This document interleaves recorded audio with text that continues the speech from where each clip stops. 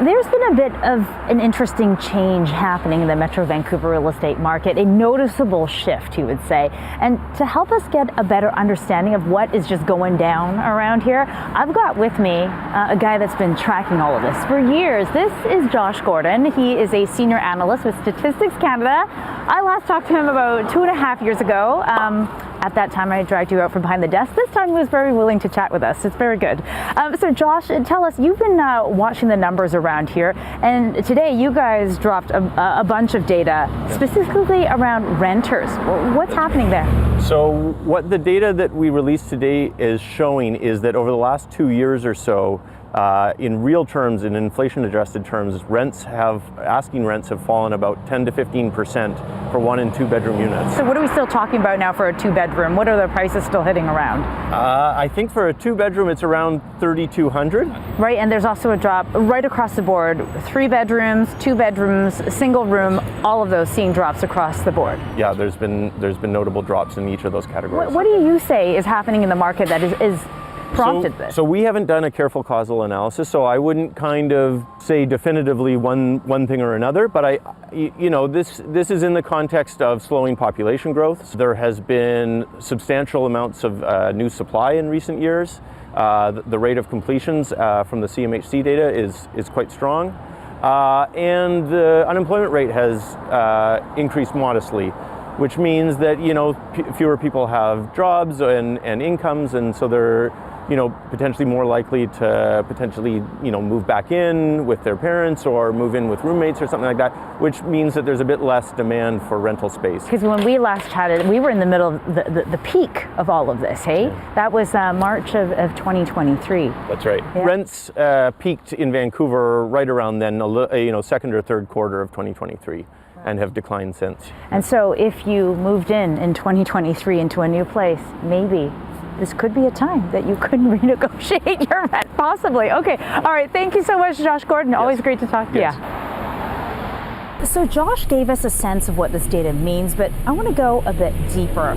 I'm about to go and meet up with Sandy James. She's a former Vancouver city planner, still an insider of the city. She really understands real estate around here, and she's actually one of 24 experts who signed a letter urging all 3 levels of government to focus on affordability. Let's go talk to her.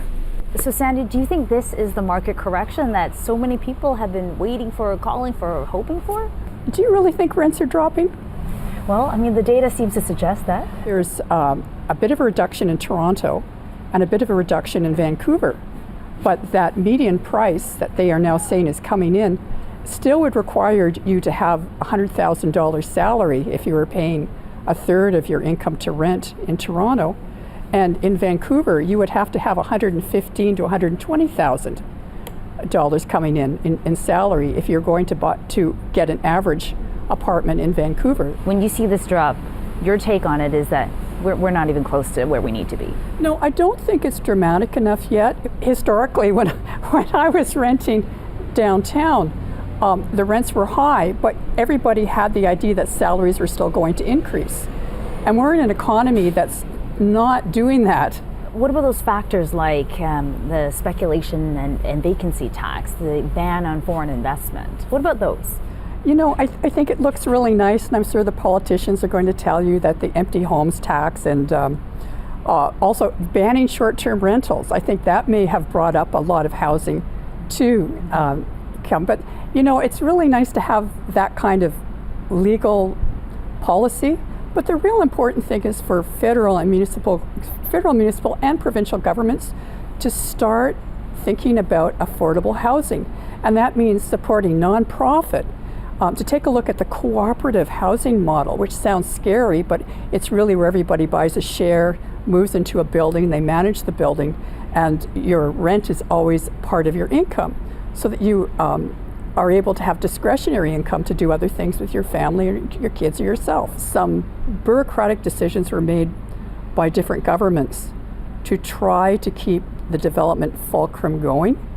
I think specifically in Vancouver, development and tourism are 2 of the things that has really driven our market.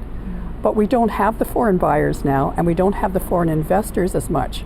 And we need to kind of look back at the local market and again, talk about affordable housing. for someone that's not making $75,000, to make sure we have a city that includes people that are working, that are assistants, and also are just form part of the vibrant fabric of the city. They should be allowed to live here.